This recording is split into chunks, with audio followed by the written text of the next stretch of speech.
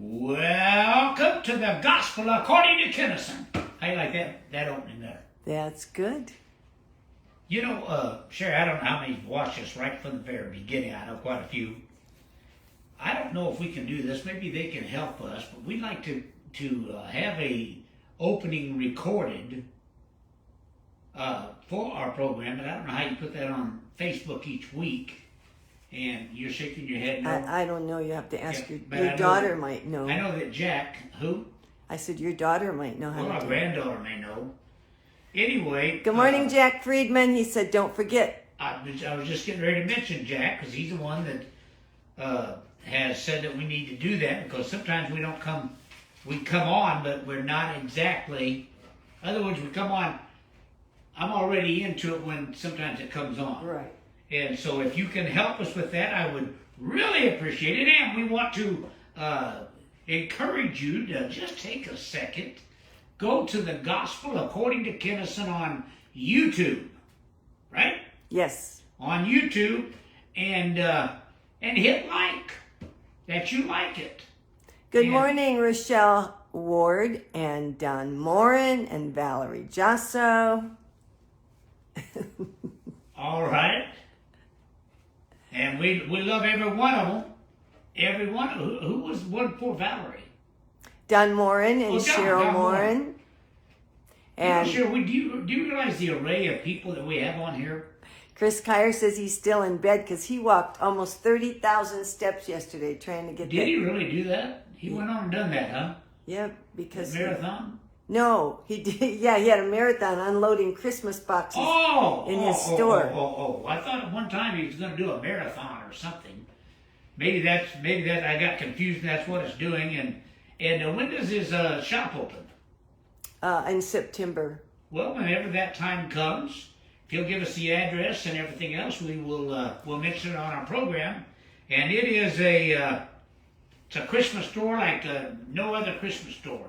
He literally gets things from around the world. What are you laughing at? He says he ain't never going to do a marathon. He did 13. Well, I realize that was a real shock to me, but anyway, we have bought him ornaments and I mean anything that just about you want. Sometimes toys, but it is a fantastic Christmas show store. When that finally opens, we'll let you know about it. You in California, you can go, or I don't know, maybe does he do a mail order thing also? No, he just posts on Facebook. Oh, he just, yeah. They can go to the store. I don't think he does mail. It's too hard. There's nothing too hard for Chris Kyer. I'm going to tell you right now, and he'll tell you that. Nothing too hard for Chris. Good morning, Penny Flory. She's watching. Penny, and she's been going through some physical stuff, I think. Yes. And is she seeing daylight now? She is seeing daylight. All right. Christopher says his store will be in Pasadena this year, which is great. It was last year, too. I thought it'd been every year in Pasadena. Nope. It was Burbank. Oh, that's right. And then he moved to Pasadena. Yes. I like where they're both at. Yes. And you will enjoy it. You'll find stuff that you wouldn't even dream. Brings back your childhood. I seen so much stuff that I seen when I was a kid. Oh, he put that apron on Mom, and it just took her back to her mother. Yes, she did. And Pauline used to love to just go there and sit. Yep. You know what? In retrospect, we should have done? Every day we should have took her over there and let her sit. And then we go do everything we had to do and then come back and get her. Yep. Anyhow, we love Chris. We love Chris, and it's a great Christmas store. It really is. And then next year, don't forget about Don and Cheryl's planning a cruise. I think it's in the end of June, 1st of July, so they can... Okay, it's not going to be the booze cruise, is it? No, this is on the Princess. It's beautiful. Yeah. That booze cruise. That was fun. But what made it really fun was we had like 24 of our friends. Yes. That went with us. We want to have double that maybe this time, but we're going up the coast now and at different places. As we get closer, we'll get to it, but you can reserve, I think, your place there for $100 or something. And if Cheryl would like to post that, Yeah. What are you laughing? You just keep laughing. You were up on a table dancing, Chris says. Yes, I was on our last cruise. It was the booze cruise, but I didn't need anything to drink. No, the music got you going. That's right. When I saw those waiters and everybody starting to dance, and I don't know who was it, Kid Deshawn or somebody said, "Hey, get up on the."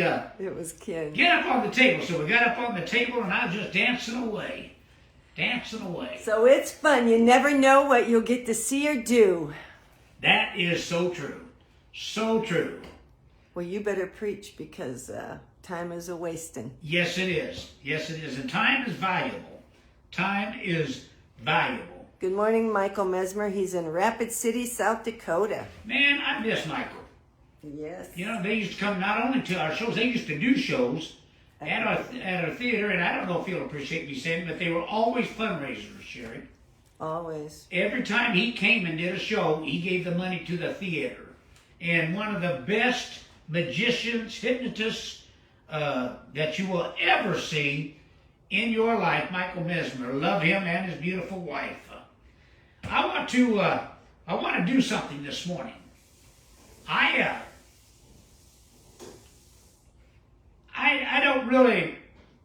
don't enjoy talking about myself.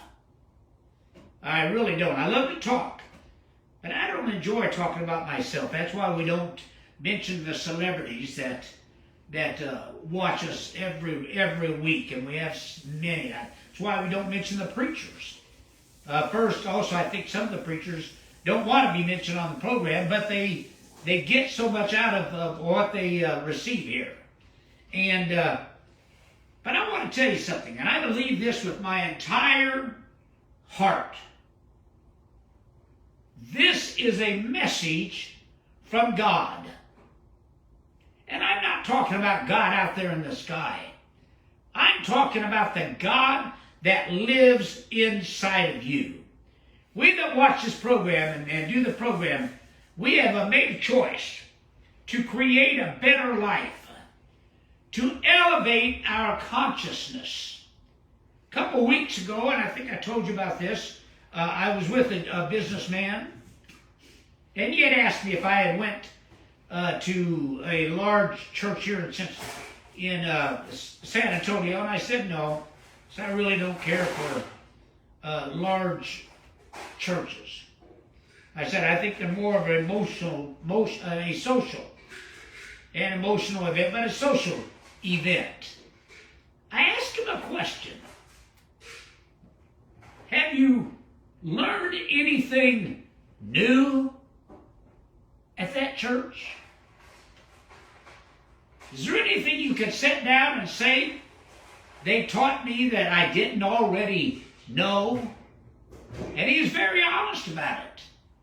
And he eventually went, no. Folks, if you're not learning at the church you're going to, at the temple you're going to, whatever, if you're not learning, you need to switch. You need to switch. We have a message from God. Now, there's certain things we know in this lesson. We know that God will not condemn us no matter what we choose. Man, that's a big statement. I'm not going to get into it. Maybe the next week or two I will on what we call free will. Well, how can God give you free will and then punish you if you don't make the choice that He wants you to? That's not a free will. But He will not condemn us no matter what we choose. But if we choose this way, He's willing to show us the way. You see, God will not force us to take His suggestions. He will not do that. Not now, not ever. This message that I teach, and I want you to listen to my words very carefully, and we're going to get into our lesson in just a few minutes, but I want to lay this foundation of where we're coming from. This message that I teach is a dialogue between God and myself. It started a long time ago, and it continues to this day. Somebody said, are you saying that you talk to God and God talks to you? That's exactly what I'm telling you. You see, you may not believe if this message actually comes from God, but that's something you'll have to decide. I do know that something has to change in us, in our country, in our world. We can't keep going on like this. This message and lessons that I teach you changed my life. Man. Not only that, down through the years, we have seen it change countless numbers of numbers of people in life. It has changed their lives. Somebody said, well, why don't you talk about them? Because they're not you. I want you to have a life change. You see, I've been deeply grateful, and I mean that from the bottom of my heart, to be part of this process. At first, I was terrified. And many of you know I was raised Pentecostal with very rigid rules and beliefs. When I got into the ministry, I wanted to really be careful what I taught. I didn't know anything then. I thought I did, but I really didn't know anything. And it occurred to me that my family, fellow preachers, and others might think I'm crazy, or suffering delusions of grandeur, or downright what they would call demon-possessed. And then I knew, deep down inside, I knew this was right. I can't describe how I know that, but I knew this was right. This was precisely what the people needed to hear at exactly the right time. You're right on time. You see, my goal is not to shake up everybody. It may sound like sometimes I am, but no, that's not my goal. I only want to honestly pass to you what God has communicated to me in answer to my questions that I've asked Him and that I continue to ask God. And I promised God a long time ago that if He'd answer those questions, I'd make public these lessons, and I can't break that promise. I'm sorry, I can't do that. You see, we are in this together. Now, I want you to know there's nothing to fear. Somebody said, I'm afraid that I'm going to get into heresy, or I'm afraid I'm going to believe wrong things. There's nothing to fear. We are what we are. We do what we do. And all we have to do is stay true to that. And there's nothing to fear. You're messengers, just like I'm a messenger. Now I want to thank you this morning for being here. You see, you're here by appointment, but still, you could have decided not to. I want you to understand that this message has arrived in our life at the right and perfect time. Everything happens in perfect order. Everything. Get about the good and bad. There's no good and bad. Everything happens at the right time. What you have here is your latest.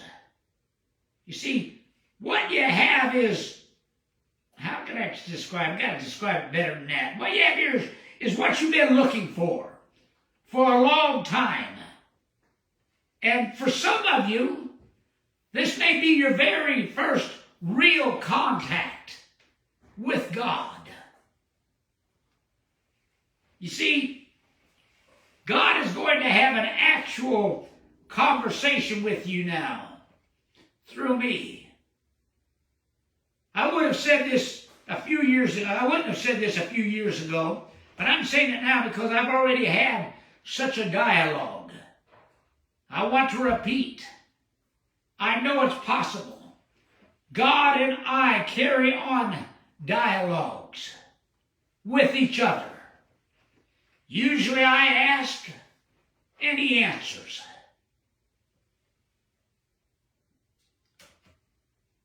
My first experience that I knowingly knew that God was talking to me occurred in 1969. I was in Chicago, Illinois, just starting out the ministry, my brother Richard and I. We were in our second speaking engagement that we'd ever had. And I was in the hotel bathroom to keep from waking my brother up with the light and everything else. And I was studying for a message, and it was late at night, probably 2 or 3 o'clock in the morning. I was studying for a message when strange thoughts to me came to me about what I was studying.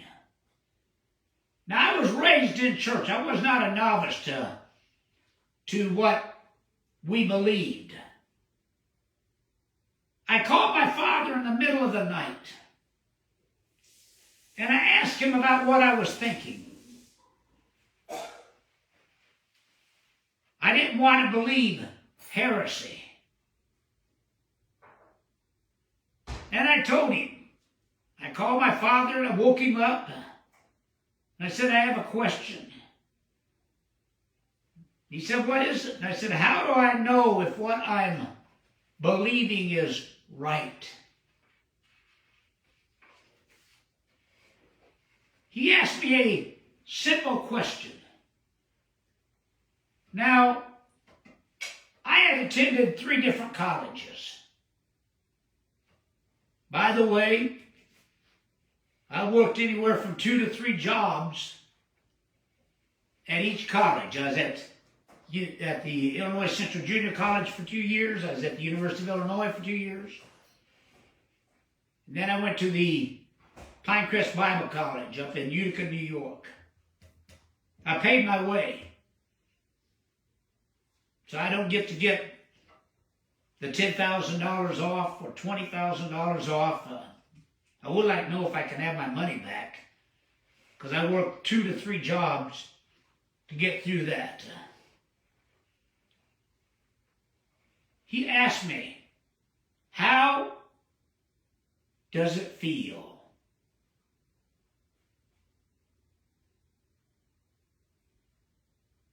Something special was going on, and I was reduced to tears. And I tearfully told him, Dad, it feels good. Here's this man with a 5th grade education, but one of the wisest men I'd ever met in my life.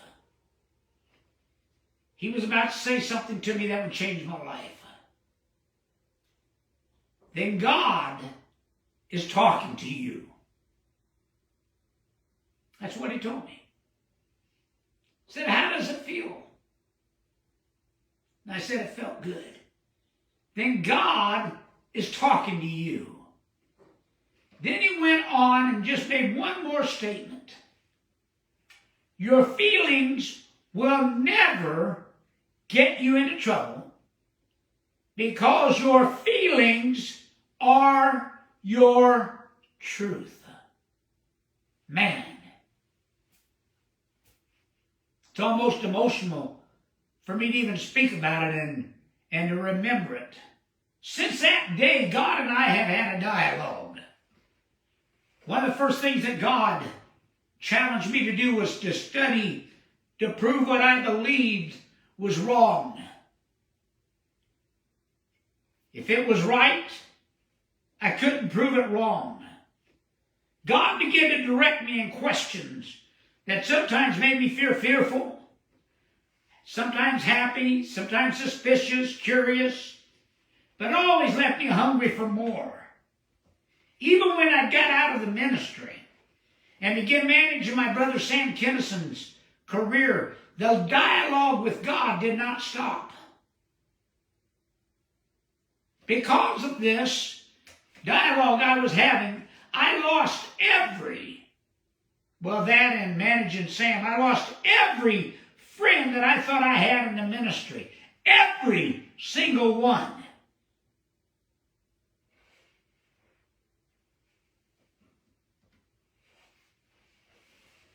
Then I realized I'm not the one deciding what's going on. God is. I know that sounds ridiculous, but that's what happened. You see, you have an appointment too. You're keeping it right now. I'm sure that this message is being given not only to me, but to you through me. You've been looking for God. You've been looking for a word from God for a very long time. And today we're finding it together. Together. Stop hiding out from each other. Stop hiding out from ourselves. Start telling the truth and never stop.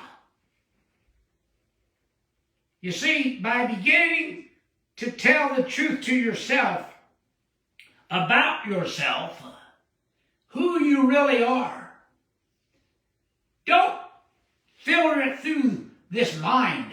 How does it feel? How does it feel? The truth will set you free. This is a message about truth, not just my truth, God's truth. You've been doing God's will. Most of the time, you didn't even know it was God's will. I want to get into our lesson. I don't even know how much time I got left, but I want to get into it. God has given you the power to be a winner in the game of life. He's given you the ability to be as great as you want to be. Think about that for a moment. God's gift to you is the ability to make your life as you want it to be. I like the way Brother Paul said it in the Bible in 2 Timothy 1:7. Said, God has not given us the spirit of fear, but of power and of love and of a sound mind. This is a very important concept for you to understand. Once you understand it, once you accept it, once you get the spirit of it, you'll be a winner in this game of life. God has given you, and I want to say it forcefully, He's given you to be the ability to be as great as you want to be. There's an old spiritual song we used to sing when I was a kid. They were kind of cute. I got shoes, you got shoes. All God's children got shoes. Well, to me, that old spiritual meaning is that God has given every one of us a gift. And of course, when you understand that spiritually, you understand that God has prepared every one of you to win in the game of life. God's gift to you is the ability to make your life as you want it to be. A few years ago, I hired a new secretary. One day I told her to accomplish a particular task that I'd asked her to do. Much like Chris Kyra is an easy boss to work for. But she told me, said, well, but that's impossible. So I handed her my dictionary, which I still keep to this day, by the way, and told her to go out there and look in the dictionary. Look up the word impossible, and then come back and tell me what it means. She went out, looked in the dictionary, and came back with a puzzled expression on her face. She said, somebody has cut out the word impossible in the dictionary. I told her, I did it. I cut out the word impossible, so if you work for me, impossible is not in your vocabulary. Nothing is impossible. You see, everything good is possible when you look to the power and the presence of the God in you. Oh, man. You see, every time you say, I can't, every time you think, I can't, every time you feel, I can't, you're denying the possibilities of God. Disbelieve all the reasons why you can't have, do, or be what you want to be. Disregard good excuses. That's the trouble with some of you. Some of you have, your excuses are too good. You see, look beyond all the reasons why you can't be, you can't do, can't have, and you'll discover that you can. You can be a winner. Man, I'm excited. I saw a sign at Chipotle the other day, which that's my granddaughter's favorite place to eat. So I almost hate to ask her, where do you want to go? Let's go to Chipotle. Well, in this particular Chipotle, they had sayings all over on the walls. I took a picture of one of them, and it said there's nothing so bad as a good excuse. And the better the excuse, the worse it is. You can be what you want to be. I want to drive this into you. You can do what you want to do, and you can have what you want to have if you believe in the God in you. Quit praying to that God out in the sky. Start communicating with that God in you. Most people can make excuses for not succeeding. They can do it very easily. Some of you that's listening to me have said, I can't, to the idea of prosperity for whatever reason. Some of you have actually grown up to hate money, and then you don't understand why you don't have any. You've been taught by your preachers and your teachers that the love of money is the root of all evil. Then you wonder why you don't have any money. Why you can't be prosperous. Yet you work day and night. Work your hands to the bone, as they used to say, to try to be prosperous. You'll buy lottery tickets left and right to try to get your lucky number to come up so you can have prosperity and you can have money. But the conflict is in your thinking. You have thought most of your life that money is evil. I grew up in a church that, well, I'll give you an example of my own father. My father owned 2 dance halls, which would be nightclubs today, and he owned a big dump truck business. He got converted in St. Louis, Missouri. The preacher told him, you can't have money and serve God. My father believed him. So he sold his dance halls. He sold his dump truck business. He built a church, and he built an orphanage. And never, even throughout the days of his life with me, he never really saw prosperity. When I say he didn't see it, as hard as he worked, that conflict in his mind kept him from being prosperous. The last time I talked to him, one of the things he told me was, first he told me, because I think he communicated with God, had a dialogue with God, and said, God's going to take me in a few weeks. Yet he looked healthy, looked fine. 6 weeks later, he stepped into our next existence. But what he told me was, I just bought a new Buick Electra. And I was going up to ask this beautiful lady to marry me. Actually, I'd already asked her, but this was going to be, if you could see her now going, this was going to be the time I give her engagement ring on her birthday. That morning, I had spent the entire night up all night with my dad talking in Decatur, Illinois. The next morning, one of the last things he told me, he said, I probably won't see your brothers, but I want you to tell them this for me.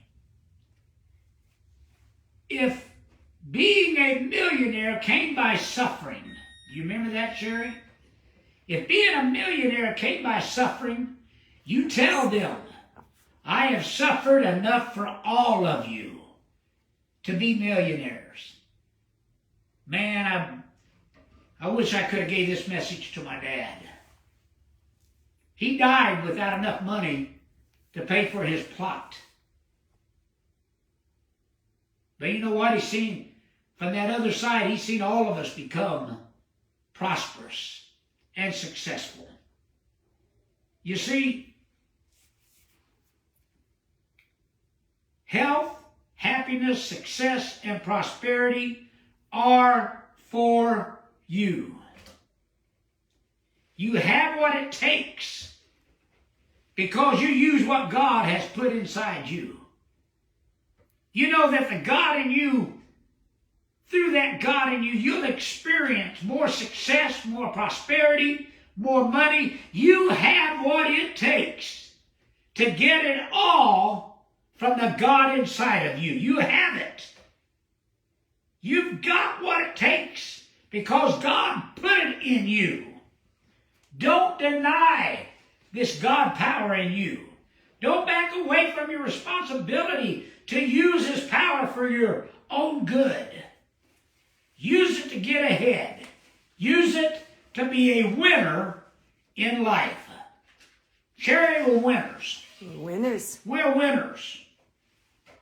I was talking to him about God speaking to me. And that He's still, we not only do that, Sherry can tell you, she thinks, I think when we was young, she thought I was nuts. Because she'd hear me in the next room talking, and there wasn't anybody there. But I was talking to God, and God was talking to me. It started way back. When I was in the second grade, I was in class, and my brother Sam was hit by a truck. I was sitting in class, didn't know anything about it, but I heard the sirens of, I guess, the fire engine or ambulance, whatever was going. I knew they were going to our house. Well, actually, it was an apartment in the projects, but I knew they were going there, and I knew they were going for Sam, and I got up, ran out of class. You say, what was it? God was communicating with that little second-year-old or second grade child. He was communicating with me. You can be a winner in this game of life. You know who else is a winner in this game of life, Sherry? Our grandson, Finnegan. Yes. Today is his 4th birthday. No, it's his birthday party. Tuesday's his actual birthday, the 30th. Then what am I doing here? All right, well, Tuesday, the 30th, is his actual birthday, but we have the birthday party today. We bought him yesterday. We gave him an early birthday present, and we bought him a dinosaur in a balloon that had to be this high. And it was funny watching him because he really liked it, but he wasn't too sure about it. He really liked it, he wasn't too sure about it. Now I imagine he's probably wrestling with the thing. So God bless Finnegan, our little grandson. Also, I had a gentleman, Jim Norder. If I'm not mistaken, his daughter is fighting cancer. And he asked me if I would share their fundraiser on our page, on my Facebook page, which I did. If Jim is watching this morning, if he'd like to post it on our program, you're welcome to do that. Also, Sherry and I are involved in the Pink Journey. She's actually on their board, their national board, which is a foundation for breast cancer. And I think you're getting ready for your annual, because that's in October. I think you're getting ready for your annual fundraiser.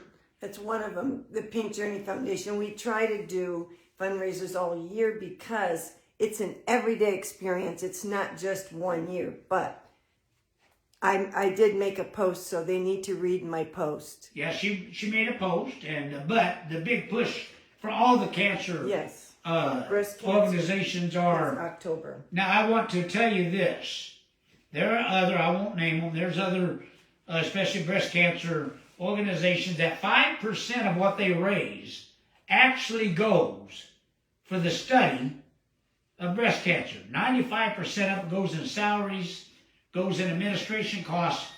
On the Pink Journey, every single penny that is raised goes to that foundation, and Dr.